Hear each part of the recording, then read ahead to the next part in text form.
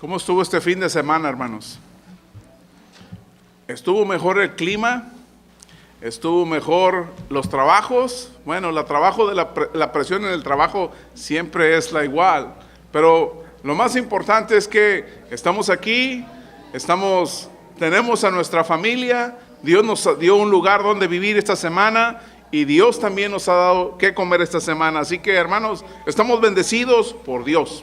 Así que voy a invitarlos a que se pongan de pie. Y en el Antiguo Testamento, en la Biblia, en the Old Testament, en el Antiguo Testamento, van a abrir Primera de Reyes, capítulo 17, versículo 1. Abran su Biblia en Primera de Reyes, capítulo 17, versículo 1. Puestos de pie todos, hermanos, vamos a leer esta parte de la Escritura. Primera de Reyes, capítulo 17, versículo 1. Nada más el versículo 1. Vamos a ver qué dice la Escritura. Dice: ahora bien, Elías, el de Tisbe de Galad, fue a decirle a Acab: tan cierto como que vive el Señor, Dios de Israel, a quien yo sirvo, te juro que no habrá rocío ni lluvia en los próximos años hasta que yo lo ordene. Vamos a inclinar nuestros rostros y vamos a orar en esta noche. Señor y Padre bendito que moras en el cielo, Señor, esta palabra que se va a expresar y hablar esta noche, Señor, sea una palabra tuya, Señor. Sea una palabra, Señor, que lleve tu mensaje, Padre, a los corazones necesitados. Aquellas personas, Señor, hermanas, hermanos, que están atravesando por difíciles momentos en sus vidas, Padre. Te pedimos, Padre, que seas tú quien obre, que seas tú quien dirija. En el nombre bendito de Cristo Jesús, oramos todas estas cosas. Amén. Pueden tomar asiento, hermanos. Lo que vamos a hablar esta noche es cuando todo se acaba, cuando todo se termina. Déjame decirle una cosa, que no sabes que Dios es todo lo que necesitas. Escúchelo bien. No sabes que Dios es todo lo que necesitas hasta que Dios es todo lo que tienes. ¿Se aprendió esa frase? Apréndasela. No sabes que Dios es todo lo que necesitas hasta que Dios es todo lo que tienes. Cuando en realidad en tu vida no tienes nada, cuando te has quedado sin de dónde agarrarte, cuando los recursos están escasos, cuando está la ausencia de algo, hermanos, es cuando no sabes que Dios es todo lo que necesitas hasta que Dios es todo lo que tienes. Por eso vamos a hablar cuando todo se termina, cuando todo se acaba. Si yo te preguntara en este momento, ¿qué te falta? ¿Qué ibas a decir? Pues me falta dinero, me falta trabajo, me falta salud, me falta la pareja, me falta, ¿verdad?, una lista. Así que vamos a hablar en estos sermones acerca de esperar un milagro. Y déjame decirte que los milagros que vamos a ver en esta parte de la Biblia no suceden a la hora que tú quieres, a la hora que tú digas, como tú lo quieras. Estos milagros bíblicos suceden cuando realmente no tienes de dónde agarrarte. Y déjame contarles la historia de este hombre del profeta Elías. Él vivió 900 años antes de Cristo. Elías, este profeta, le dijo Dios que fuera y diera el mensaje que tenía que dar. Este profeta, hermanos, fue y predicó al país del norte. Acuérdense que los primeros 3 reyes, Saúl, David y Salomón, unieron el reino hebreo, el reino judío. Entonces, el reino del norte y el reino del sur se dividen con el 4.º rey de la nación judía. Entonces, en el reino del norte, que se transforma en Israel, y el reino del sur en Judá, el reino del norte prácticamente se empieza a perder. Dios no se va a quedar con los años, con los brazos cruzados, y envía al profeta Elías para que les predique. Pero déjenme decirles que en ese tiempo, en ese momento, quien estaba gobernando en el reino del norte era un rey y una reina completamente, eran los peores que había tenido Israel. No eran buenos administradores, no eran buenos administradores ni económicos, ni buenos administradores espirituales. El rey se llamaba Acab y la reina se llamaba Jezabel. Y la razón por la cual estaban completamente mal esta situación en este país era porque prácticamente este rey Acab y su esposa Jezabel habían sacado a Dios de esta nación y habían introducido a un dios Baal, al paganismo, habían quitado a la religión oficial del Estado, el judaísmo, lo habían eliminado y habían introducido la religión pagana. En este momento Dios era cuando envió al profeta Elías como portavoz de Dios. Ese profeta se presentó ante el rey Acab y le dice: rey, va a dejar de llover por 3 años y medio. Va a haber una sequía en la tierra en la cual no va a haber agua, no va a haber producto para que la gente se pueda sostener. Este rey Acab se molestó y su reina Jezabel a tal grado que le pusieron precio a la cabeza del profeta Elías. Entonces Dios tenía un plan, Dios tenía algo preparado para la nación hebrea, para el profeta Elías, para su pueblo en ese tiempo. Así que este profeta tuvo que huir porque esta reina y este rey le habían puesto precio a la cabeza del rey, a la cabeza del profeta Elías. Así que Dios tenía un plan. Por 3 años y medio no iba a llover. Quizás en tu vida tú has pasado por esta situación, o estás pasando o vas a pasar por una situación similar. Sequías espirituales, sequías económicas, sequías emocionales, sequías de diferente tipo. En el libro de Primera de Reyes, capítulo 17, versículo del 2 al 7, dice la palabra de Dios: entonces la palabra del Señor vino a Elías y le dio este mensaje: sal de aquí hacia el oriente y escóndete en el arroyo de Querit, al este del Jordán. Beberás agua del arroyo y yo les ordenaré a los cuervos que te den de comer ahí. Así que Elías se fue al arroyo de Querit, al este del Jordán, y ahí permaneció conforme a la palabra del Señor. Por la mañana y por la tarde los cuervos venían y llenaban con pan y carne, alimentaban a Elías. En algún tiempo después el arroyo se secó porque la lluvia no había venido al país. La primera parada que hace este profeta Elías, hermanos, la primera parada que él hace es en el arroyo de Querit. ¿Qué es un arroyo? Un arroyo, hermanos, es un carril natural.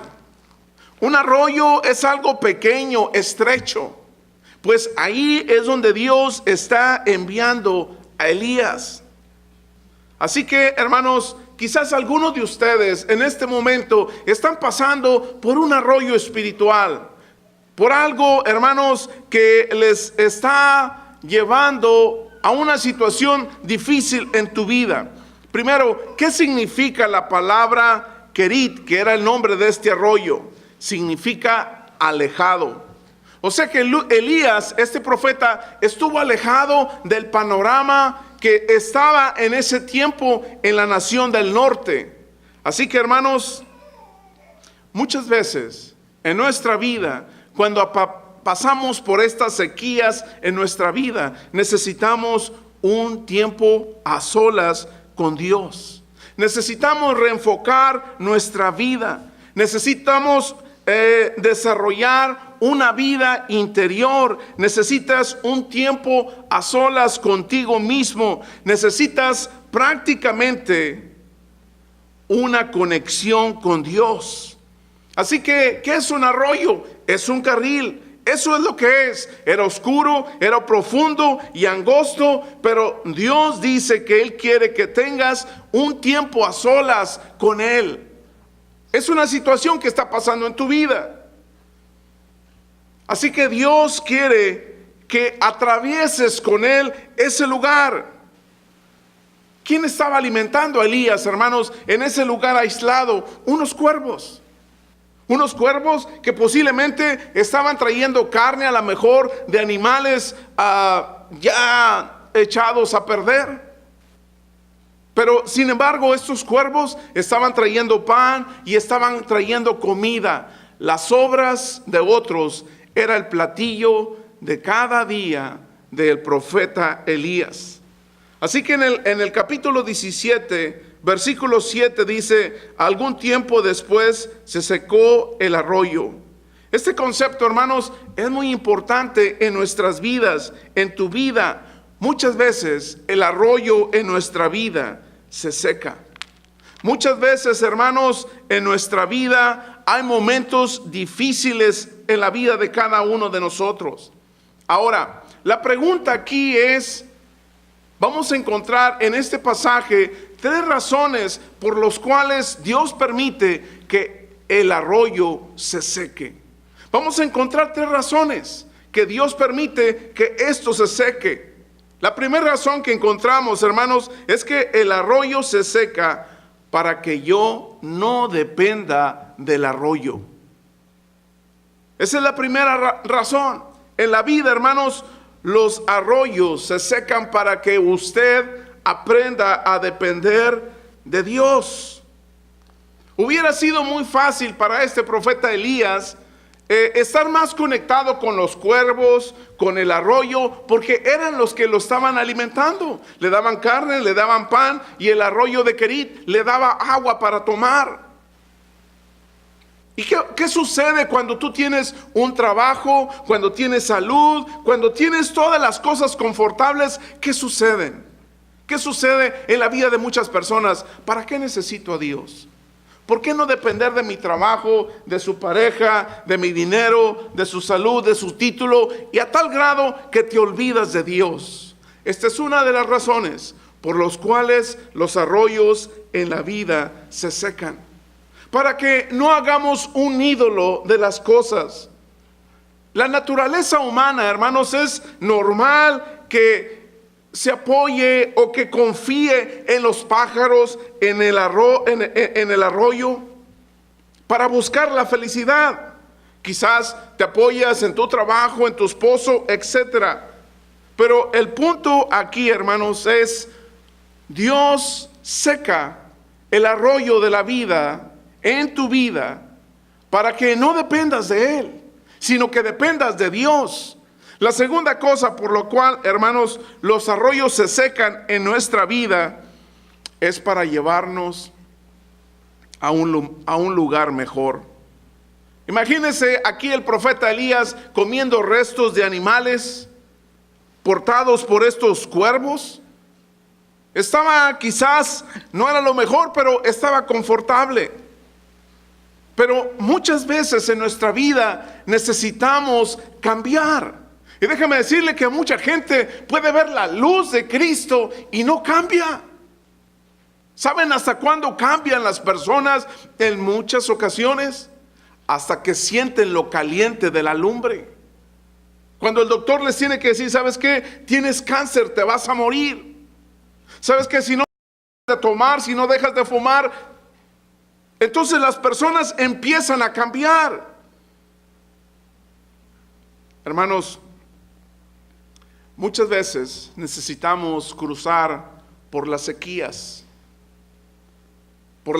económicas, por las sequías de desempleo. Esas cosas nos hacen a veces cambiar. Y la tercera cosa, hermanos, que aprendemos, o la tercera razón que aprendemos cuando los arroyos se secan, es que Dios quiere demostrarte que Él no se ha olvidado de ti. Cuando las cosas van mal en tu vida, ¿qué es lo primero que tú piensas? Dios se ha olvidado de mí. No, eso no significa. Dios está prestándote atención. Él quiere que vayas a un lugar nuevo. Por eso en la escritura, en Primera de Reyes, capítulo 17, versículo 8 al 9, dice: entonces la palabra del Señor vino a él y le dio este mensaje: ve ahora a Sarepta de Sidón y permanece allí. A una viuda de ese lugar se le ha ordenado darte de comer. Así que en este caso Elías, hermanos, obedece. Elías obedece, va a viajar de Kerit, de este arroyo, a Sarepta. Son 100 millas. No sé, 3, 4, 5 días tenía que caminar Elías para llegar a esta ciudad de Sarepta. 3 cosas había en contra del profeta en esta ciudad. Primero, que le habían puesto precio a su cabeza. Si te vemos, Elías, te van a capturar, te van a matar. Segundo, Sarepta era la ciudad donde había nacido la reina Jezabel, su peor enemiga. Y tercero, quien iba a ayudar y a proteger al profeta era una viuda. ¿Qué era una viuda en el tiempo del profeta? Era una mujer, hermanos, que no tenía empleo, no tenía welfare, Medicare, food stamp, no tenían esos beneficios. ¿Cómo iba a proteger al profeta? Sin embargo, hermanos, el profeta obedeció a Dios.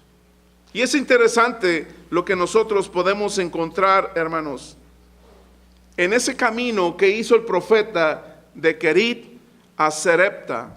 Vamos a encontrar 3 cosas importantes. 3 cosas que a la mujer, a lo mejor a usted, le han sucedido, le están sucediendo en esos momentos que se ha secado el arroyo en su vida. Primero, que un milagro siempre es a través de un territorio incómodo. Los milagros, hermanos, no ocurren cuando estás en tu zona de confort. Los milagros no ocurren cuando todo está bien. Los milagros no van a suceder cuando todo está controlado. Los milagros van a suceder en tu vida cuando se te acaba todo. Cuando no tienes de dónde tomar mano. Dios le dijo al profeta: ve a Sarepta, ahí vas a encontrar una viuda que te va a dar de comer, te va a sostener. Y cuando el profeta llegó, dice que estaba esta mujer allí y le dijo: mujer, ve y prepárame una torta. Y le dijo esta mujer: pues el aceite que tengo y la harina que tengo nada más son para comérnoslo mi hijo y yo hoy y después morirnos de hambre. Hermanos, podemos encontrar en la escritura que el milagro va a suceder en nuestra vida cuando no tenemos nada. Cuando entregamos todo lo que tenemos a Dios, como esta viuda. La segunda cosa que encontramos aquí con el profeta, hermanos, en el camino de Kerit a Sarepta, es que este profeta, hermanos, la segunda cosa que nos enseña que la fuente de un milagro es inesperada. La fuente de un milagro es inesperada. Los caminos de Dios no son tus caminos. Dice Isaías 55, versículo 89, porque mis pensamientos no son los de ustedes, ni mis caminos son los mismos, afirma el Señor. Son los míos, afirma el Señor. Mis caminos y mis pensamientos son más altos que los de ustedes, más altos que los cielos sobre la tierra. Hermanos, muchas personas usan esta terminología a veces, o muchas personas quieren un milagro al momento, el día, la hora, como ellos quieren, como ellos deciden. Dios no trabaja de esa manera. Es más, hasta han hecho una mercadotecnia de los milagros. Dios no funciona de esta manera, hermanos. ¿Sabe cómo funciona Dios para que estos milagros son inesperados? De la manera ilógica a la razón humana. Dios le dijo: ve con esta mujer viuda que te va a sostener y te va a dar de comer y te va a ayudar. Era irrazonable lo que Dios estaba haciendo con el profeta en ese momento. Para la capacidad razonable no estaba bien. ¿Cómo le vas a ir a quitar la comida a una persona que no tiene? Eso es irrazonable. Pero Dios le dijo al profeta: ve y hazlo. ¿Cómo actuó el profeta? Hermanos, simplemente lo pidió. ¿Y la mujer qué hizo? No, espérate, Elías, si te lo doy, me voy a morir de hambre. Es lo último que vamos a comer mi hijo y yo. Simplemente ella obedeció. La tercera cosa, hermanos, que encontramos es que el formato de un milagro siempre es lo mismo. Primero es un mandamiento, luego es una promesa y luego es un riesgo. Dios te da la orden. Le dijo al profeta: ve a Sarepta. ¿Dónde están mis enemigos, Señor? El profeta no se puso a renegar, no se puso a cuestionar a Dios, simplemente lo hizo. Hizo caso a la orden que Dios le estaba diciendo. Luego viene la promesa, y si lo haces, ahí es donde actúa la promesa y viene el riesgo. Tú decides. A este profeta lo podían haber matado, a este profeta se podía haber muerto de hambre, no había agua en el país por 3 años y medio. Pero sin embargo, él obedeció al mandato, a la promesa de Dios que iba a recibir, tomó el riesgo. Hermanos, ¿qué nos ilustra esto en nuestras vidas? Que si crees en Dios o crees en ti mismo. ¿Crees en Dios o crees en ti mismo? ¿Crees que eres más inteligente que Dios? ¿Qué dijo esta mujer? ¿Qué le dijo al profeta? Solamente tengo aceite y harina, lo voy a cocinar, mi hijo y yo comemos y nos morimos. ¿Y qué le dice el profeta? Cocíname esa torta y también te haces una para tu hijo. Hermanos, ¿cuándo sucedió el milagro en la vida de esta mujer? Cuando ya no tenía aceite y cuando ya no tenía harina. Ella confió en Dios. Ella confió en que Dios iba a proveer su necesidad. El profeta confió en Dios, que Dios iba a proveer para esta mujer y para él. Y sabe, por 1 año Dios los estuvo alimentando. Al profeta, a la viuda y al hijo. ¿Sabe? Había muchas viudas en Israel implorando quizás por un milagro, pero nada más una. A una se llegó ese milagro. Hermanos, si nosotros queremos ver un milagro en nuestra vida, no copie lo que hacen las religiones hoy en día, hermanos, en cuanto a los milagros. Esto sucede a la manera de Dios. Esto sucede como Dios quiere. Ahora, hermanos, tenemos que a veces verlo de esta manera. Muchas personas piensan que ellos pueden ser, en otras palabras, mejores personas, pueden ser más generosos, pueden, hermanos, que las cosas tengan más sentido si Dios hace esto en mi vida. Pero déjenme recordarles esto, que para que yo en mi vida confíe en Dios, como lo hizo esta viuda y como lo hizo este profeta, 3 cosas tenemos que hacer en nuestras vidas: dar a Dios todo lo que tengo, incluso lo que más necesitas. Darle a Dios lo que más tienes y lo que más necesitas. Déjame decirle que Dios no le pidió a Abraham todos sus rebaños. Le dijo, dame a tu hijo. ¿Qué es lo que tú más tienes? Lo que tú más quieres, lo que tú más aprecias.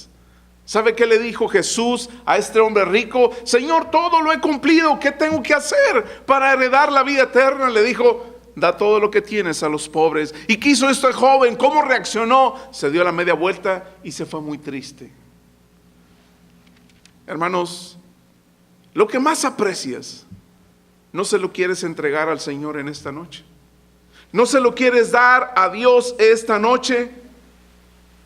Muchas personas piensan, cuando me saque la lotería, yo le voy a dar a Dios, voy a ser generoso. Muchas personas piensan que simplemente cuando tengan, van a entonces a ser personas que van a ayudar a los demás. En realidad, hermanos, la generosidad también es cuando no tienes nada. Cuando no tienes nada. Esa es la segunda razón, hermanos. Darle a Dios lo poco que tú tienes. Esta mujer viuda cuando ve a Jesús y entrega su dracma, dio todo lo que tenía, hermanos. Y dijo Jesús, esta mujer realmente dio todo lo que tenía, ella va a ser más bendecida. Pero saben, muchas personas dan para ser bendecidos. Esa es una causa equivocada, una manera equivocada de entender este concepto. No debemos de dar para ser bendecidos, Debemos de dar de lo poco que tengas, dalo para que seas una bendición. Yo voy a dar hasta que tenga un trabajo que me pueda sostener, y voy a dar a la iglesia, voy a diezmar y voy a ofrendar y voy a ayudar a las misiones. Eso no es así. Esta viuda dio todo lo que tenía, dio su aceite, dio su harina para alimentar al profeta, y Dios la alimentó por un año a ella. Esta viuda dio un dracma en la ofrenda en las ofrendas, y Jesús bendijo la ofrenda de esta viuda. Hermanos, debemos recordarnos que nosotros no damos para recibir, debemos de dar para hacer una bendición. ¿Qué es lo que aprendemos de esto, hermanos? ¿Qué es lo que aprendemos aquí? ¿Qué es lo que debemos aprender en las recesiones, en las sequías? ¿Qué es lo que tiene que aprender el cristiano? Número uno, que Dios es todo lo que necesitas. Cuando las personas que he estado con ellas en el hospital y le dice, tienes cáncer, te vas a morir, ¿saben? Estas personas no quieren un carro nuevo, no quieren una casa nueva, no quieren una pareja nueva, quieren a Dios. Cuando están en el medio del divorcio, hermanos, cuando están sufriendo las consecuencias de este divorcio, ¿saben lo que quieren esas personas? Quieren a Dios. Por eso se acercan y buscan a Dios en ese momento, hermanos. Dios es todo lo que usted necesita. En medio de las recesiones, hermanos, necesitamos entender que Dios, Él es el que provee. Dios le mandó unos cuervos al profeta para que lo alimentaran. Quizás Dios lo está haciendo con nosotros. Si es necesario, Dios lo va a hacer en nuestra vida. Pero necesitamos aprender que Dios provee. Y la tercera cosa, hermanos, que debemos aprender en las recesiones es confiar en Jesús, en el Señor, un día a la vez. ¿Y sabe de qué depende todo esto, hermanos? Si quiere que su aceite no se termine, que su harina no se acabe, ¿sabe de qué depende todo esto? De la obediencia. Los milagros suceden cuando no tienes de dónde agarrarte. Dice que la nación judía salieron de Egipto de 2 a 3 millones de hebreos, liderados por Moisés. Llegaron a un momento donde se confrontaron con el Mar Rojo. No lo podían cruzar. En el otro extremo estaba una cordillera de montañas inaccesible, y en el otro extremo estaba el ejército de Faraón queriéndolos asesinar. En ese momento, cuando no tenían nada, Dios le dice a Moisés: levanta tu vara y ponla en el mar, y el mar se abrió. Quizás usted en este momento no tienes de dónde agarrarte. Quizás estás pasando por esos momentos de sequía en tu vida, económico, espiritual, emocional. En ese momento Dios es el Dios de milagros. Es cuando Dios trabaja, es a la manera de Dios, no es a mi manera. Hermanos, y después de 3 años y medio, llovió en la tierra. No importa la situación que usted tenga en su vida, pero lo que sí importa es: ¿está usted obedeciendo a Dios? No diga que no puede dar porque no tiene. Estas mujeres dieron, aunque de lo poco que tenían, y fueron bendecidas. Hermanos, puestos de pie, vamos a hacer una oración, hermanos. Y si en medio de esta oración usted quiere entregar su vida a Jesús, si en medio de esta oración usted quiere decirle: Señor, estoy pasando por una situación así, no tengo de dónde echar mano, Señor, ayúdame. Vamos a hacer una oración, y si en medio de esta oración usted quiere entregar su vida a Cristo, usted quiere entregar su problema a Cristo, su sequía espiritual, económica, emocional, quiere hacerlo, venga al Señor. Y el Señor, Él sabe lo que tiene que hacer. Incline su rostro y oremos. Bendito Padre que moras en el cielo, gracias, Señor, porque yo sé que tú estás con nosotros. Gracias, Señor, porque a través de Primera de Reyes, capítulo 17, tú nos enseñas, Señor, que aún en las peores crisis, Padre, que atraviese nuestra vida, tú estás con nosotros, Señor. Tú vas a hacer todo lo que está a tu alcance para ayudarnos. Te pido, Padre, que estés con aquellas personas que en este momento, Señor, tienen crisis, tienen sequías espirituales, económicas, de trabajo, de matrimonio. Señor, Padre, oramos, Padre, para que no se enfoquen en su problema, sino que se enfoquen en ti. Señor, te pido, Padre, que este concepto, Señor, que nosotros debemos de dar, no para que nos bendigas, sino para hacer una bendición.